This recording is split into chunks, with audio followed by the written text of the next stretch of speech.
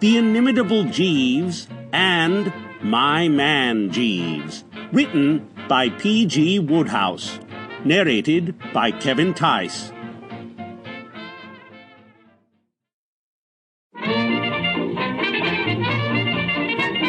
Book number 1. The Inimitable Jeeves.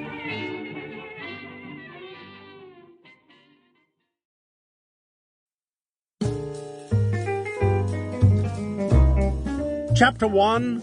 Jeeves exerts the old cerebellum.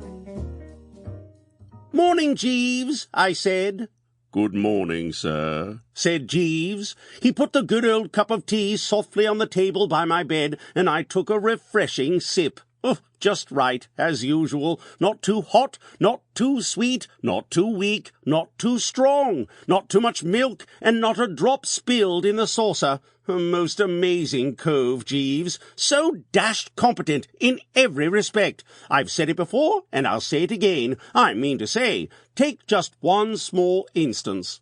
Every other valet I've ever had used to barge into my room in the morning while I was still asleep, causing much misery. But Jeeves seems to know when I'm awake by a sort of telepathy. He always floats in with the cup exactly 2 minutes after I come to life. Makes a deuce of a lot of difference to a fellow's day. How's the weather, Jeeves? "Exceptionally clement, sir." Anything in the papers? "Some slight friction threatening in the Balkans, sir. Otherwise nothing." Say, Jeeves, a man I met at the club last night told me to put my shirt on privateer for the 2 o'clock race this afternoon. How about it? "I should not advocate it, sir. The stable is not sanguine." Well, that was enough for me. Jeeves knows. How, I couldn't say, but he knows. There was a time when I would laugh lightly and go ahead and lose my little all against his advice, but not now. "Talking of shirts," I said, "have those mauve ones I ordered arrived yet?" "Yes, sir. I sent them back." "Sent them back?" "Yes, sir. They would not have become you." Well, I must say, I thought fairly highly of those shirtings, but I bowed to superior knowledge. Weak? I don't know. Most fellows, no doubt, are all for having their valets confine their activities to creasing trousers and what-not, without trying to run the home. But it's different with Jeeves. Right from the first day he came to me, I have looked on him as a sort of guide, philosopher, and friend.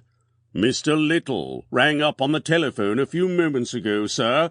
I informed him that you were not yet awake." "Did he leave a message?" "No, sir. He mentioned that he had a matter of importance to discuss with you, but confided no details." "Oh, well, I expect I shall be seeing him at the club." "No doubt, sir."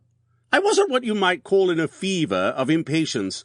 Bingo Little is a chap I was at school with, and we see a lot of each other still. He's the nephew of old Mortimer Little, who retired from business recently with a goodish pile. You've probably heard of Little's liniment. It limbers up the legs. Bingo biffs about London on a pretty comfortable allowance given him by his uncle, and leads, on the whole, a fairly unclouded life. It wasn't likely that anything which he described as a matter of importance would turn out to be really so frightfully important. I took it that he had discovered some new brand of cigarette which he wanted me to try, or something like that, and didn't spoil my breakfast by worrying.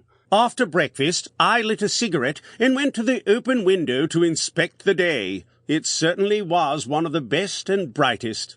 "Jeeves," I said. "Sir?" said Jeeves. He had been clearing away the breakfast things, but at the sound of the young master's voice, cheesed it courteously. "You are absolutely right about the weather. It is a juicy morning." "Decidedly, sir." "Spring and all that?" "Yes, sir." "In the spring, Jeeves, a livelier iris gleams upon the burnished dove." "So I have been informed, sir." "Right-ho. Then bring me my wangy, my yellowest shoes, and the old green Homburg. I'm going to the park to do pastoral dances." I don't know if you know that sort of feeling you get on these days round about the end of April and the beginning of May, when the skies are light blue with cotton-wool clouds, and there's a bit of a breeze blowing from the west. Kind of uplifted feeling. Romantic, if you know what I mean. I'm not much... Sample complete. Ready to continue?